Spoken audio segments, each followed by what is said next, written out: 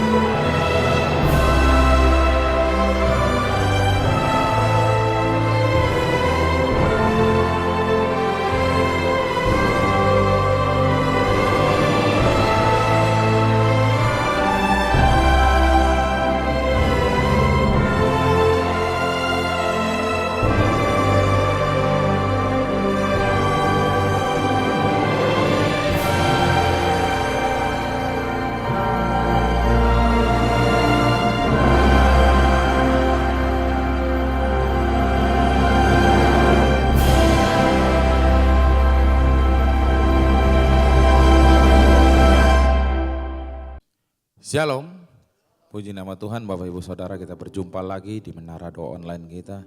Saya percaya saat ini Tuhan akan berbicara kepada kita dan Tuhan sudah menyiapkan berkat yang melimpah bagi setiap yang datang mencari Dia. Mari Bapak Ibu Saudara, kita tundukkan kepala kita akan awali dengan berdoa. Segala pujian syukur hanya bagi Engkau Allah kami yang hidup. Engkau sungguh baik dalam hidup kami, penyertaan-Mu kami rasakan sampai saat ini Tuhan Yesus. Ini saatnya Bapa kami datang untuk menyembah, memuliakan nama-Mu. Hanya di dalam nama Yesus kami siap beribadah kepada Engkau. Haleluya, amin. Mari sama-sama kita angkat suara kita. Ku naikkan syukur padamu Yesus. Ku sembah sujud kepadamu Tuhan, di hadapan tata kemuliaan-Mu. Ku tinggikan, ku agungkan selamanya.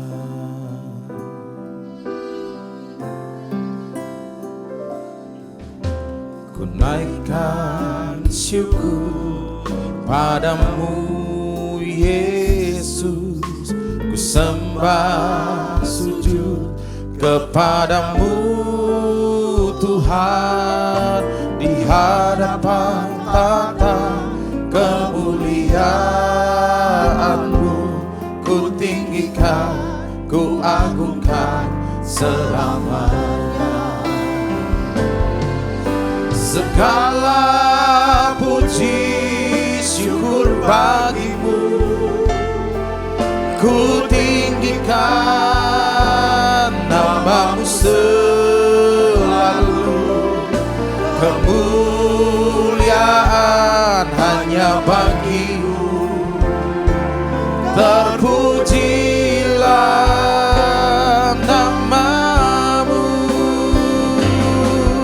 Segala puji syukur bagi-Mu, ku tinggikan nama-Mu selalu.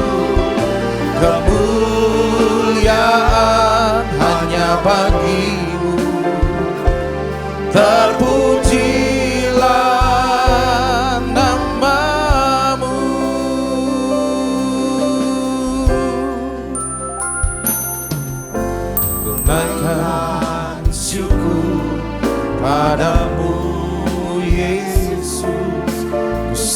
sembah sujud kepadamu Tuhan, di hadapan tahta kemuliaan-Mu, ku tinggikan, ku agungkan selamanya.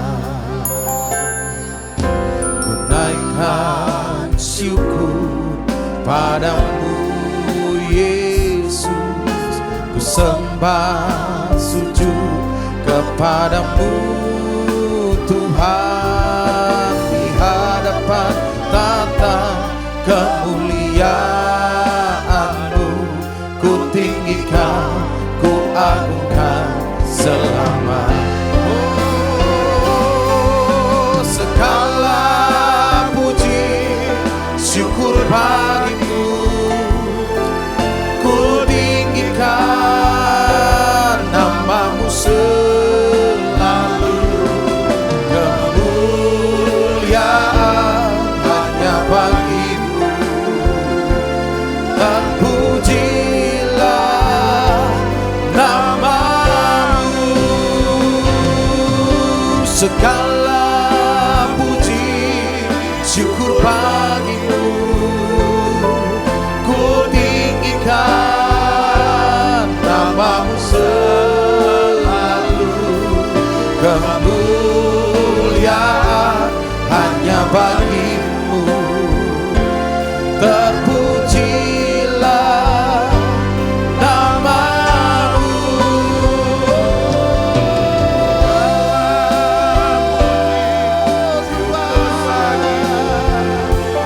Yesus,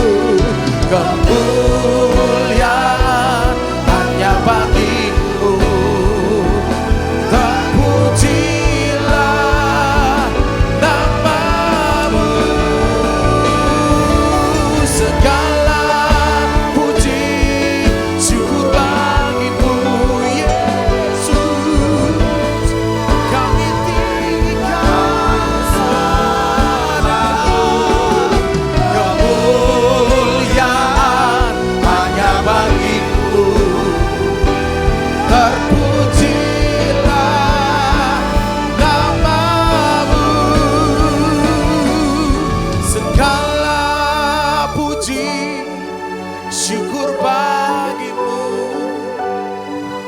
ku tinggikan nama-Mu selalu. Kemuliaan hanya bagi-Mu, terpujilah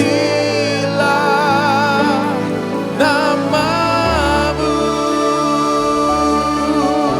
Kemuliaan hanya bagi-Mu, terpujilah nama-Mu. Kemuliaan hanya bagi-Mu,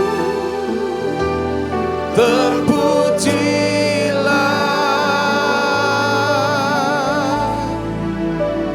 nama-Mu.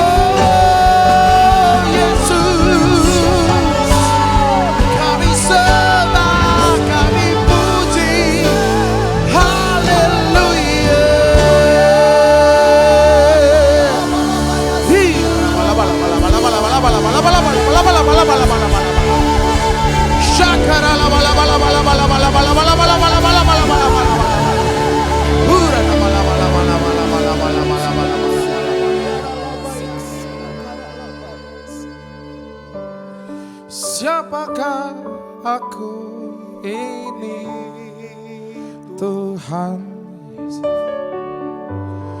jadi biji matamu.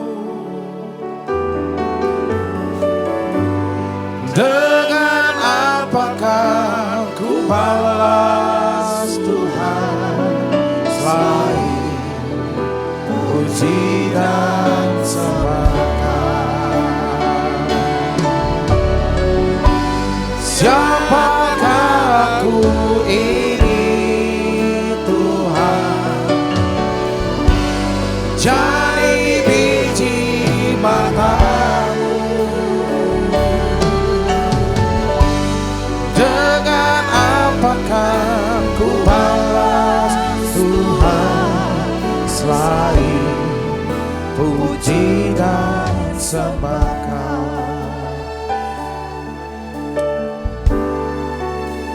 Mari sama-sama. Kasih setiamu yang ku rasakan lebih tinggi dari langit biru. Kebaikanmu yang telah Kau nyatakan lebih dalam dari lautan. Berkat-Mu yang telah ku terima sempat membuatku terpesona. Apa yang tak pernah ku pikirkan, itu yang Kau sediakan bagiku. Oh Tuhan, siapakah aku ini Tuhan jadi biji matamu. Dengan apakah ku balas Tuhan selain puji dan sembah Kau. Mari sama-sama lebih dalam lagi dari awal nyanyikan bersama. Kasih setiamu yang ku rasakan lebih tinggi dari langit biru. Kebaikan-Mu yang telah Kau nyatakan lebih dalam dari lautan. Berkat-Mu yang telah ku terima sempat membuatku terpesona. Apa yang tak pernah ku pikirkan, itu yang Kau sediakan bagiku. Oh siapakah aku ini Tuhan jadi biji matamu. Dengan apakah ku balas Tuhan selain puji dan sembah Kau. Oh siapakah aku ini Tuhan jadi biji matamu. Dengan apakah ku balas Tuhan selain puji dan sembah Kau. Mari angkat suara kita nyanyikan. Oh siapakah aku ini Tuhan jadi biji matamu. Dengan apakah ku balas Tuhan selain puji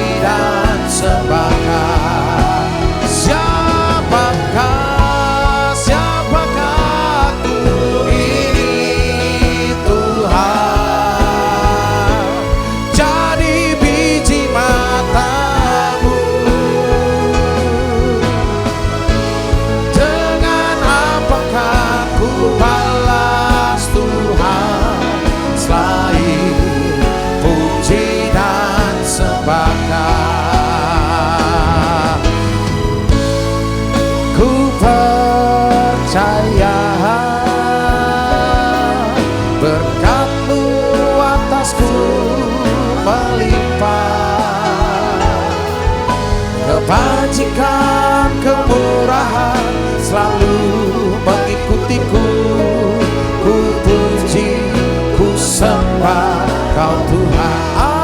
Aku percaya, aku percaya berkat-Mu atasku melimpah, kebajikan kemurahan selalu mengikutiku. Ku puji, ku sembah Kau Tuhan. Mari sama-sama dari awal dengan segenap hati kita katakan, oleh karena kebaikan Tuhan ku ada sampai hari ini.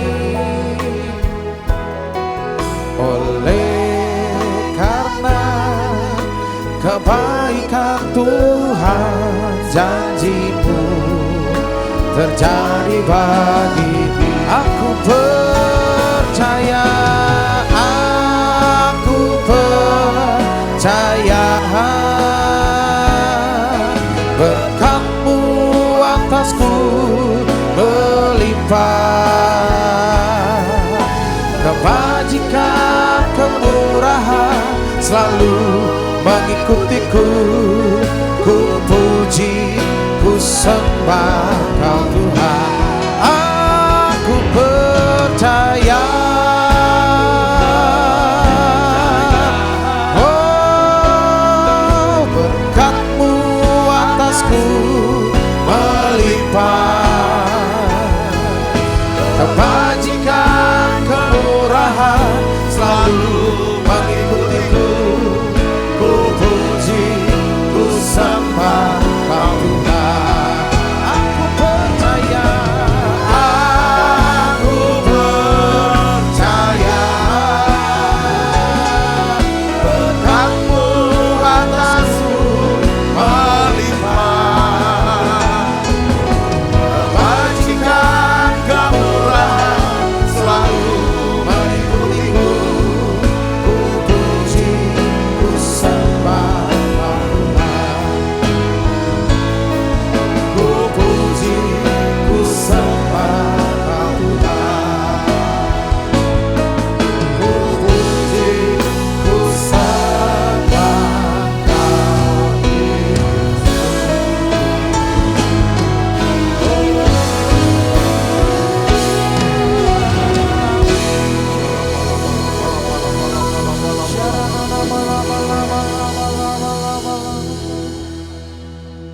Tuhan, mata kami mau tertuju kepada Tuhan. Mataku tertuju padamu, segenap hidupku ku serahkan padamu. Bimbing aku ya Tuhan, bimbing aku masuk rencana-Mu untuk membesarkan kerajaan-Mu.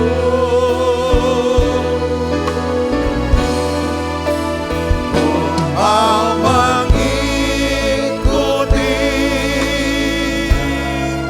kehendak-Mu ya Bapa. Ku mau selalu menyenangkan hati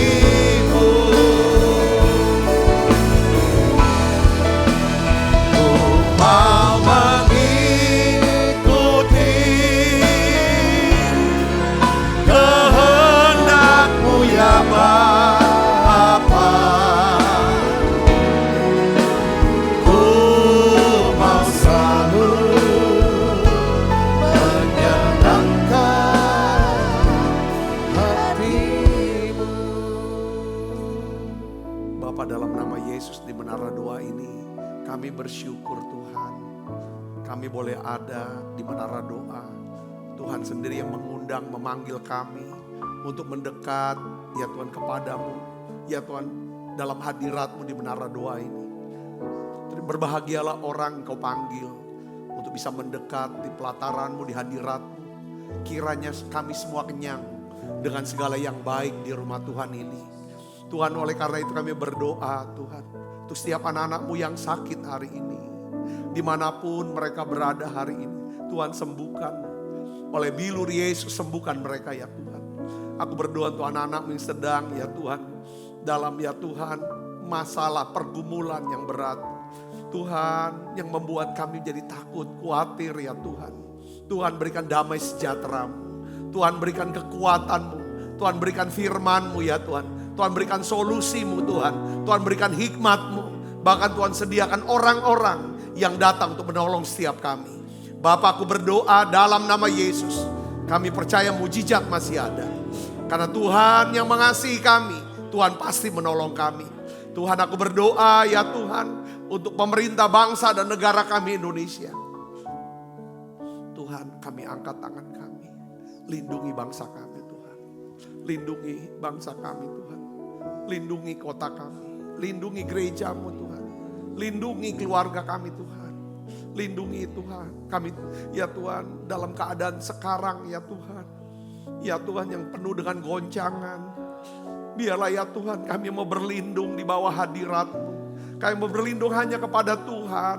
Tolong Tuhan selamatkan bangsa kami. Pelihara bangsa kami. Berkati bangsa kami. Kami berdoa ada hujan pertobatan. Ada hujan keselamatan. Dalam nama Yesus. Setiap orang-orang yang sudah jauh dari Tuhan. Terseret oleh arus dunia ya Tuhan. Bawa mereka kembali kepada Tuhan. Dengan cara-Mu yang ajaib ya Tuhan. Selamatkan bangsa kami. Selamatkan ya Tuhan sahabat-sahabat kami. Semua keluarga kami ya Tuhan. Terima kasih Tuhan, terima kasih. Urapi hamba-Mu untuk dapat menyampaikan pesan firman-Mu dengan bahasa yang sederhana dan mudah dimengerti. Dalam nama Yesus, semua kita yang siap menerima firman dan hati gembira, sama-sama katakan amin. Tangan yang meriah saudara. Silakan kembali Ibu Bapak. Ya, shalom saudara.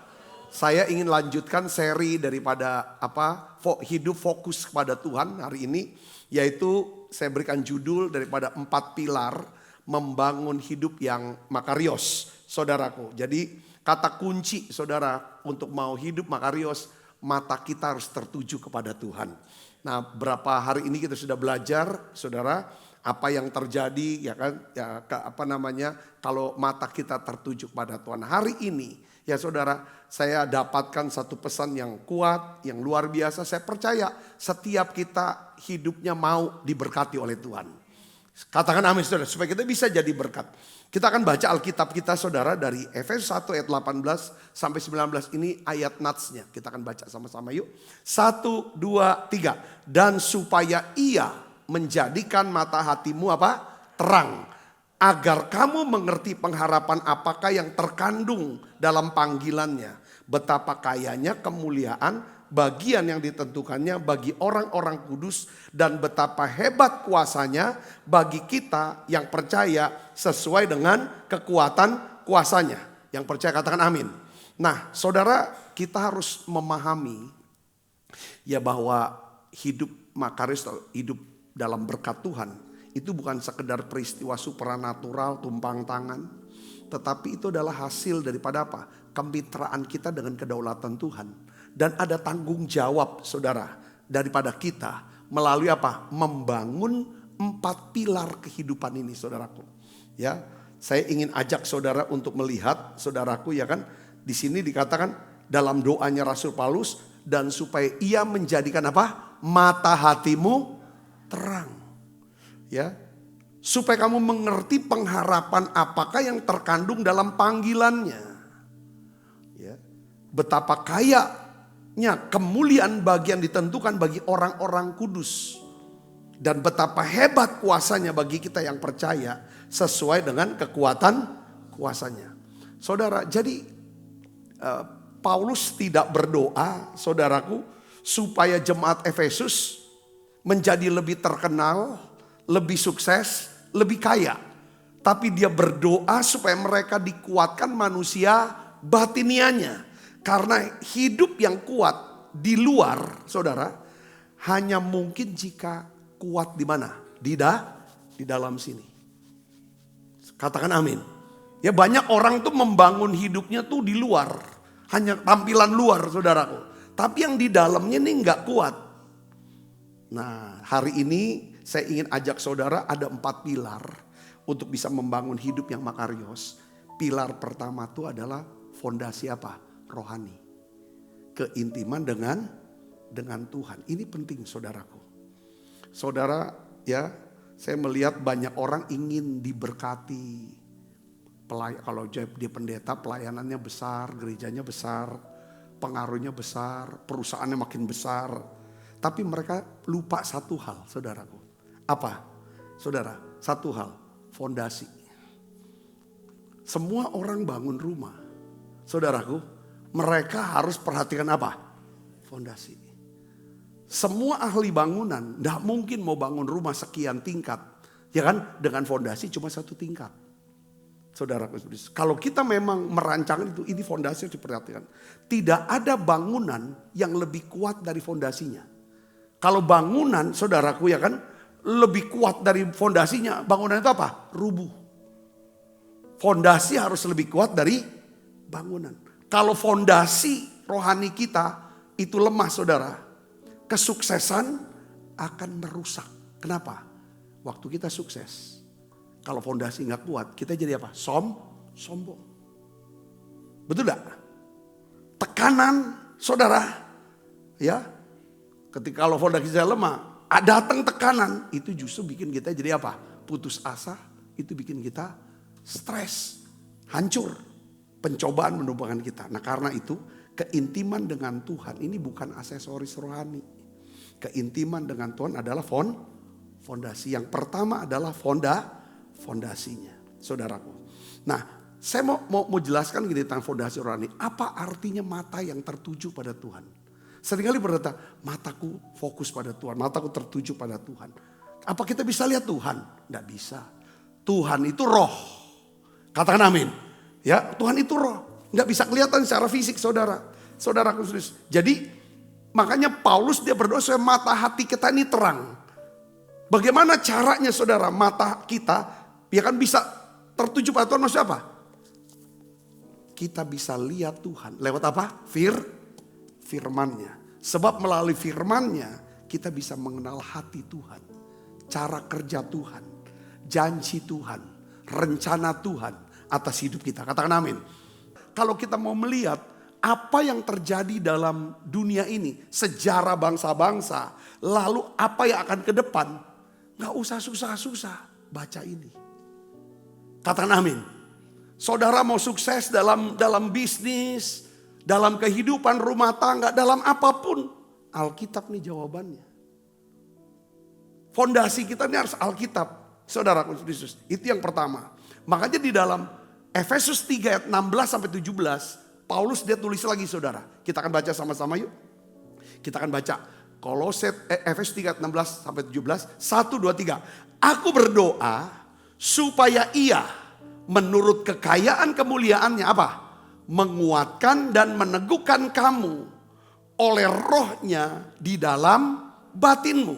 Sehingga oleh imanmu Kristus diam di dalam hatimu. Dan kamu berakar serta berdasar di dalam kasih. Jadi Paulus itu berdoa, saudaraku, ya kan, supaya dia menguatkan, meneguhkan kita oleh apa?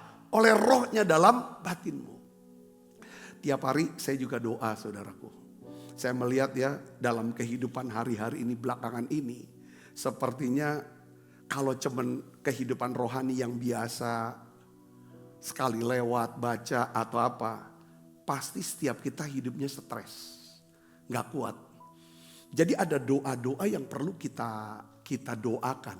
Salah satu doa adalah Efesus 3 ayat 16 sampai 17.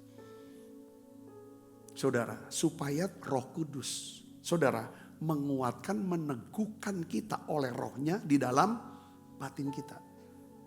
Sehingga oleh imanmu, Kristus diam dalam hatimu, kamu berakar dan berdasar di dalam apa? Apa maksud ayat ini saudaraku? Maksudnya begini, saya mau jelaskan saudaraku. Kita harus doakan bahwa setiap keputusan yang kita ambil, itu fondasinya, akarnya, dasarnya atau motivasinya adalah apa? Karena kita mengasihi Tuhan dan kita mau mengasihi sesama kita. Itu penting. Namanya kasih pasti ada apa saudara? Di situ ada korban di situ. Bukan untuk apa saudara? Di luar kasih. Kalau tidak ada kasih, nggak berakar berkasih, yang ada apa? Ambil. Lihat saudara, Yohanes 10 ayat 10. Dua perbedaan. Dua pola kerja. Yang satu pola kerja musuh. Pencuri datang hanya untuk apa? Mencuri, membunuh. Itu cara kerja. Ketika kita berada di luar kasih, maka cara kerja kita adalah cara kerja musuh. Mencuri, membunuh, dan maunya curi. Merugikan orang. Ya kan? Curi, bunuh. Bunuh karakternya, bunuh. Usahanya, bunuh segala macam. Binasakan, hancurkan. Itu caranya.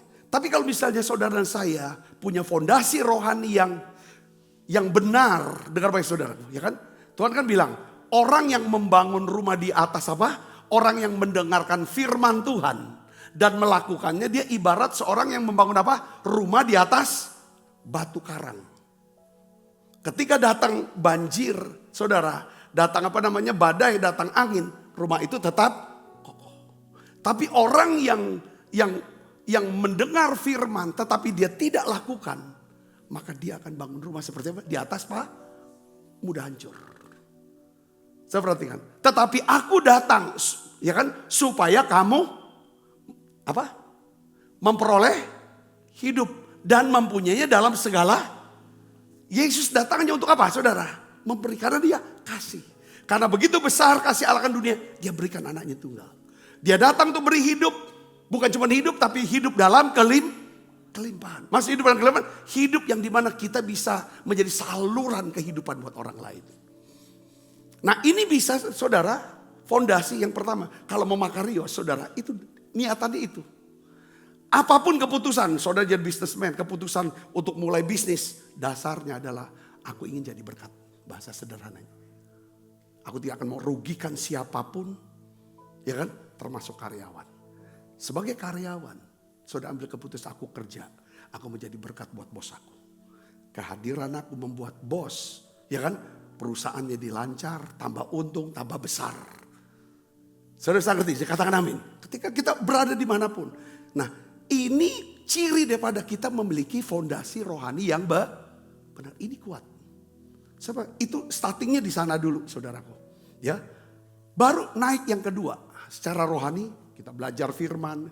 Ya kan, kita punya ya kan, kita belajar itu keintiman. Yang kedua adalah pilar kedua namanya apa? Pengetahuan. Saudara mau sukses, mau hidupnya makarios, yang pertama intim sama Tuhan. Intim tuh hasil keintiman tuh apa saudara? Setiap keputusan dimotivasi oleh karena mengasihi Tuhan dan mengasihi sesama. Yang kedua adalah pilar pengetahuan. Saya bilang terang untuk melangkah. Banyak orang Kristen tuh berpikir begini, menjadi rohani mengabaikan logika atau pengetahuan umum. Ini satu kekeliruan. Pengetahuan membuat jalan yang gelap menjadi apa? Jadi lurus. Ada seorang di Alkitab saudaraku, ya, yang namanya Bezaleel. Dia cucu dari Hur. Siapa Hur? Seseorang yang ngangkat tangannya Musa ketika Yosua berperang melawan Amalek. Saudara, ini cucunya. Alkitab katakan begini, saudara, Tuhan sendiri berfirman. Kita baca sama-sama yuk. Keluaran 31 ayat 2 sampai 3. 1, 2, 3. Lihat, telah kutunjukkan Bezaleel bin Uri bin Hur dari suku Yehuda. Dan telah kupenuhi dia dengan apa? Roh Kudus. Dengan keahlian dan pengertian dan pengetahuan dalam segala macam pekerjaan. Katakan amin. Jadi Bezaleel Dia diurapi, dipenuhi dengan roh Allah. Bukan hanya untuk berdoa, saudaraku. Bezaleel diurapi, dipenuhi dengan roh Allah. Ya kan? Untuk apa saudara? Tetapi juga dia bisa memiliki apa saudara? Keahlian, pengertian, pengetahuan dalam segala macam pekerjaan. Jadi orang Kristen itu harus cerdas. Ahli di dalam bidangnya. Katakan amin saudara. Saudara bisnisnya apa, kerjanya apa. Saudara harus ahli di situ. Seorang yang dipenuhi dengan Roh Kudus. Dia harus bisa saudara memiliki pengetahuan. Nah Roh Kudus tidak hanya memberikan kuasa buat kita. Tapi juga dia membuat otak kita memiliki kecerdasan secara apa? Intelektual. Katakan amin. Secara jujur ya saudara. Ya, saya melihat banyak orang-orang. Ya, yang hidupnya dipenuhi Roh Kudus, mau belajar firman, lama-lama tuh otak tuh makin cerdas. Cerdas dia. Cerdas dalam menyelesaikan masalah. Kan yang paling penting dalam hidup tuh bagaimana kita punya kecerdasan untuk menyelesaikan masalah. Seberapa besar masalah yang kita bisa selesaikan, ya kan? Semakin besar pula upah yang kita akan terima. Baik secara uang, secara non materi dan segala macam pengaruh. Saudara Yesus. Nah ini kita harus belajar saudaraku. Jadi banyak orang berpikir jadi rohani itu gak perlu belajar lagi. Gak perlu mikir lagi, yang penting urapan. Gak juga sih menurut saya. Tuhan adalah sumber hikmat. Dia sumber pengetahuan. Dia sumber minta sama dia doakan. Tiap hari saya doa sebagai pendeta juga bukan cuma untuk saya bisa berkhotbah. Tapi juga untuk bisa memimpin. Untuk bisa berhubungan. Perlu saudara kemampuan apa? Skill saya. Kita. 2 paling tidak. Saudara mau jadi apapun. Jadi gembala. Jadi pengusaha. Jadi apapun. 2 paling bisa. Manajemen sumber daya manusia. Bagaimana saudara bisa mengelola orang-orang. Bagaimana berkomunikasi dengan orang-orang. Itu akan menentukan sukses hidup saudara. Yang kedua manajemen keuangan. Bagaimana mengelola uang. Bukan seberapa banyak uang. Saudara, tapi bagaimana apa yang ada kita bisa kelola dengan benar. Dengan jujur, dengan baik. Itu Tuhan. Saudara, nah itu harus didoakan, minta sama Tuhan. Nanti ada aja tuh cara-caranya kita bisa belajar. Entah ketemulah. Apa misalnya saudara suka di medsos, ada pelajaran-pelajaran dari video-video tertentu. Ketemu orang-orang, dia cerita, oh kita bisa belajar. Karena hikmat tuh ada di jalan-jalan. Katakan amin. Amsal 2 ayat 8 katakan apa? Karena Tuhanlah yang memberikan hikmat. Dari mulutnya saudara datang pengetahuan dan apa? Kepandaian. Dari mulut Tuhan. Seringkali kita tidak tahu mau buat apa. Ngatasi ini. Ngatasi si A, ngatasi situasi ini.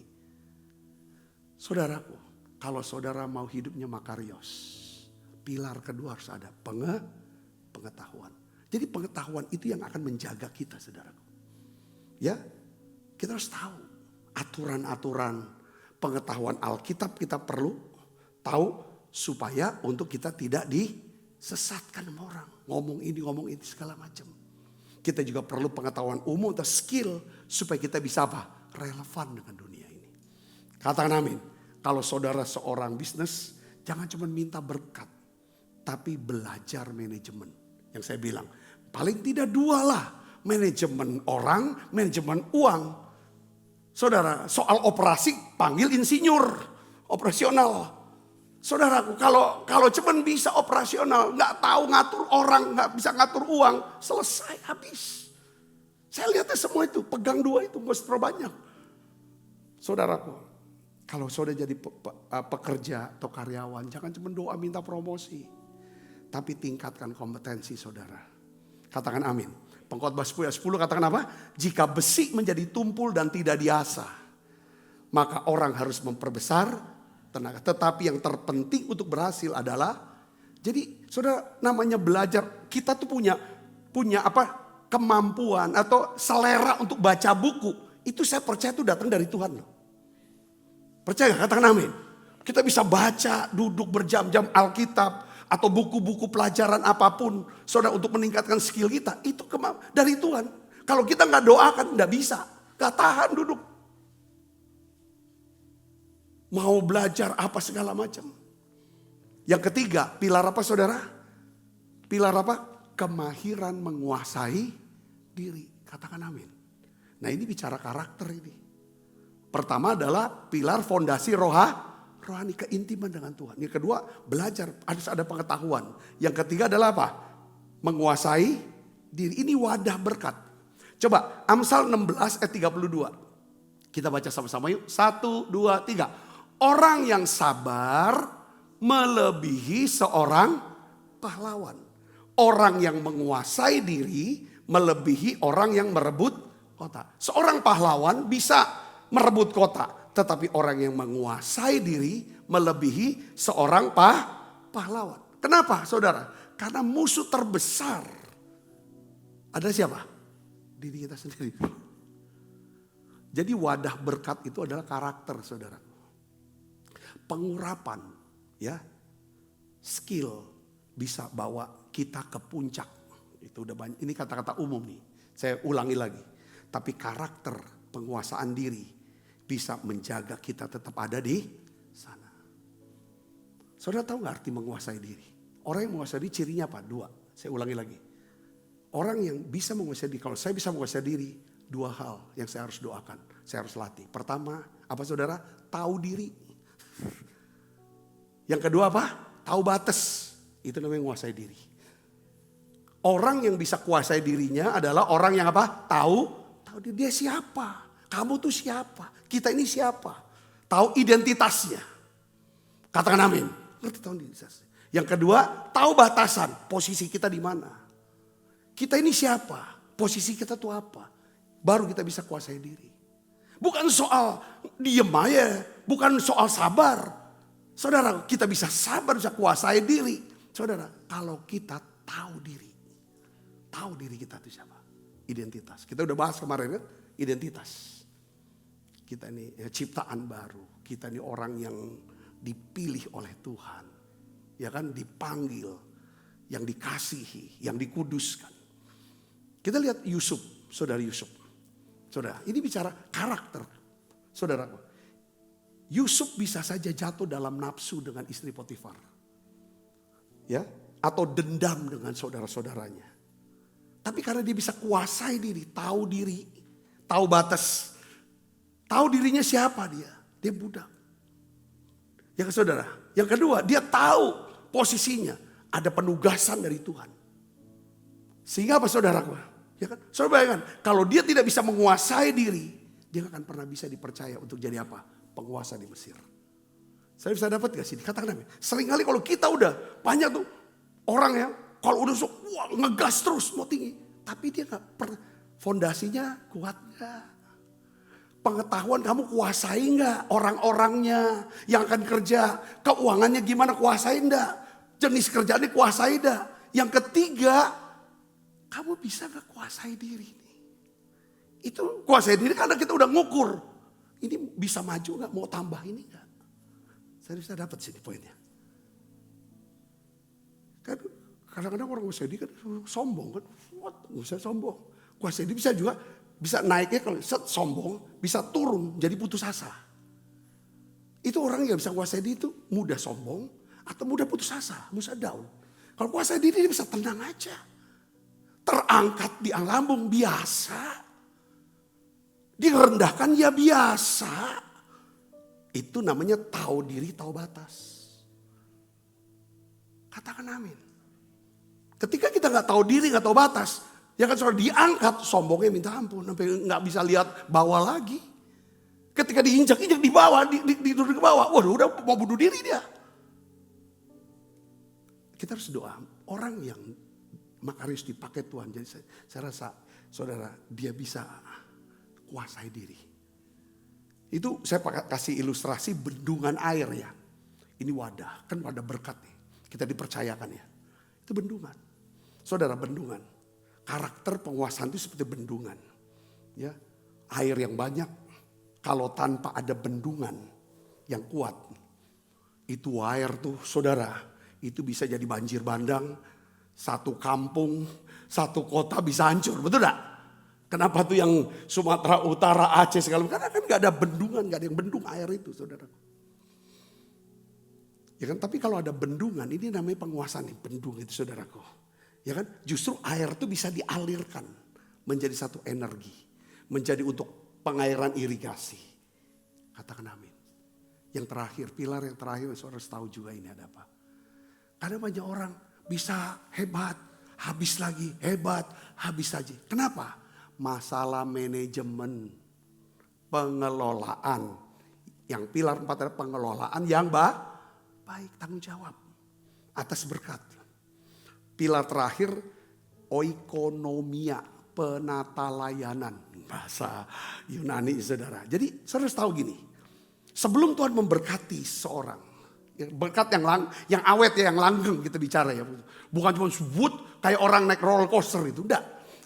Saudara tahu, saudara harus ngerti nih, Tuhan kita adalah Tuhan yang teratur. Amin. Ini ada ayatnya, 2 Timotius 1 ayat 7. Saudara, kita baca yuk sama-sama, 1, 2, 3. Sebab Allah memberikan kepada kita bukan roh, kalau ada roh ketakutan pasti chaos. Orang yang takut pasti, waduh udah kayak, ya. Tapi melainkan roh apa yang Tuhan berikan? Roh yang membangkitkan apa? Kekuatan, kasih dan apa? Garis bawahi ketertiban. Coba lihat saudara, saya kasih ilustrasinya begini. Dalam Kejadian pasal 1 ayat 1 sampai ke 3, terus tentang penciptaan saudara. Lihat urutan penciptaan. Tuhan nggak langsung ciptakan manusia. Ya, Tuhan kelola dulu. Tuhan atasi dulu yang namanya apa? Kekacauan atau chaos. Dia buat menjadi satu apa? Keteraturan. Order terlebih dahulu. Dia siapkan lingkungannya, baru dia memberkati. Dia bikin taman dulu, baru dia ciptakan manusia dan tempat manusia di mana? Di taman. Bukan ciptakan manusia dulu, baru bikin. Oh iya, rumahnya di mana ya? Tempatnya di mana ya? Enggak. Bahkan saudara untuk Adam dikasih istri saudara. Adam itu disiapin dulu taman, yang kedua disiapin kerjaan untuk mengelola taman, baru diciptakan istri.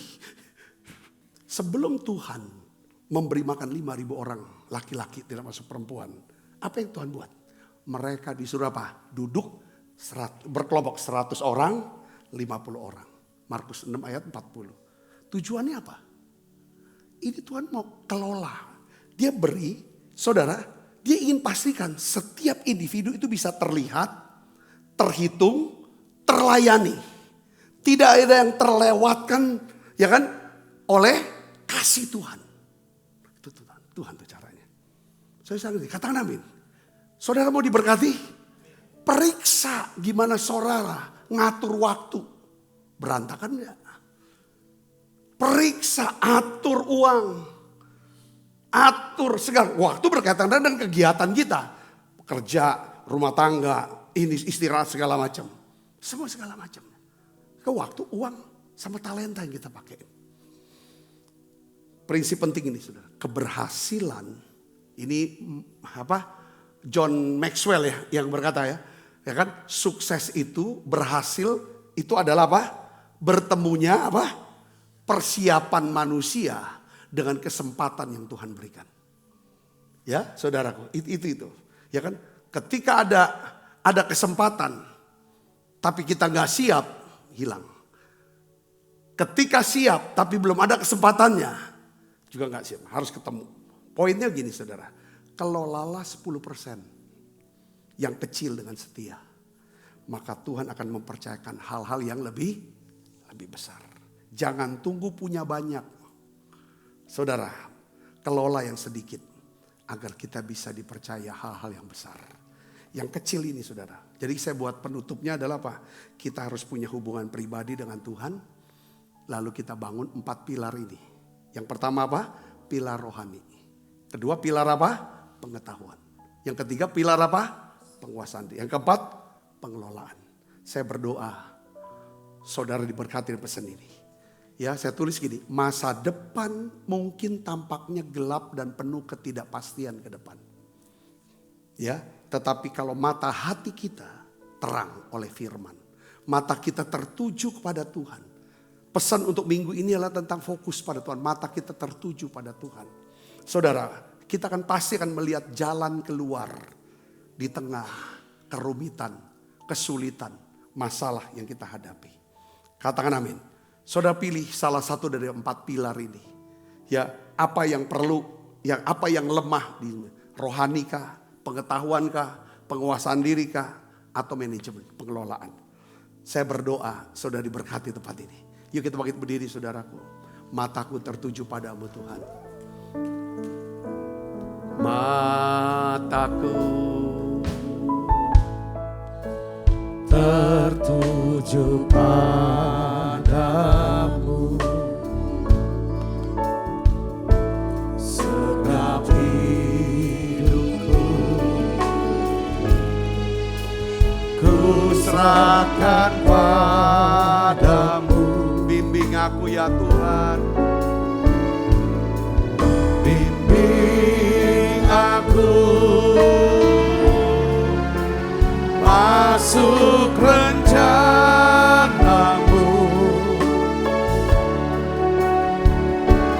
untuk membesarkan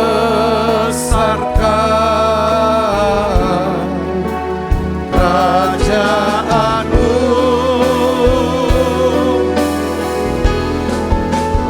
Ku mau mengikuti kehendak-Mu ya Bapa. Ku mau selalu menyenangkan hati-Mu. Kita angkat saudara perjamuan ini. Kalau ada di antara saudara yang menyimpan daripada dosa dan kesalahan, mari saudara akui di hadapan Tuhan. Kalau hari-hari ini adalah hari yang paling sulit dalam hidupmu, mari curahkan isi hatimu, nyatakan itu kepada Allah. Kita ada di meja perjamuan dengan Tuhan. Kita bisa berhadapan muka dengan Tuhan saat ini. Katakan, Tuhan, aku takut. Aku gagal, aku salah Tuhan. Ampuni ya Tuhan. Basuh aku dengan kuasa darah-Mu. Beri aku ya Tuhan kebenaran firman-Mu. Berikan damai sejahtera-Mu Tuhan. Hari ini Tuhan, kami bersyukur firman-Mu datang buat kami. Kami mau bangun ya Tuhan fondasi. Ya Tuhan daripada rohani kami. Kami mau kembali ke Tuhan. Ya Tuhan intim, ya Tuhan. Doa, pujian, penyembahan, bahasa roh. Kami mau dengar firman-Mu. Kami juga mau belajar ya Tuhan akan kebenaran firman-Mu. Kami punya pengetahuan, kami berdoa Tuhan. Beri kami hikmat-Mu, pengertian-Mu, kepandaian-Mu ya Tuhan. Urapi kami untuk bisa bekerja dengan baik. Tuhan, kami mau Tuhan, Engkau berikan kami kemampuan untuk bisa menguasai diri dan jadi tenang. Kami bisa tahu diri ya Tuhan, tahu identitas kami. Dan kami tahu batasan diri kami Tuhan. Kami tahu posisi kami di hadapan Engkau. Terima kasih Tuhan, terima kasih. Beri kami kemampuan untuk bisa mengatur, mengelola waktu kami. Ya Tuhan, talenta kami dan uang kami Tuhan. Berkat-Mu turun buat setiap kami semua Tuhan. Lewat perjamuan ini kami terima segala yang baik yang Tuhan janjikan dalam hidup kami. Sebab apa yang telah teruskan kepadamu telah aku terima dari Tuhan. Yaitu bahwa Tuhan Yesus pada malam waktu ia serahkan mengambil roti. Dan sudah itu ia mengucap syukur atasnya. Ia memecah-mecahkannya dan berkata, inilah tubuhku yang diserahkan bagi kamu. Perbuatlah ini menjadi peringatan akan aku. Saudaraku, bukankah roti di tangan kita ada persoalan kita dengan tubuh Kristus? Mari makan dalam namanya.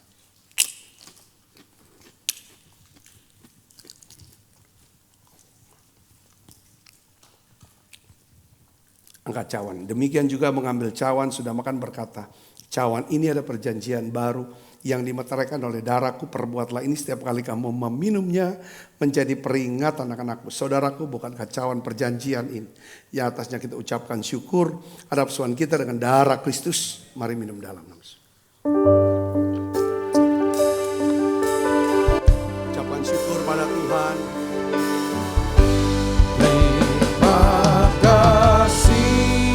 Yesusku terima kasih, Yesusku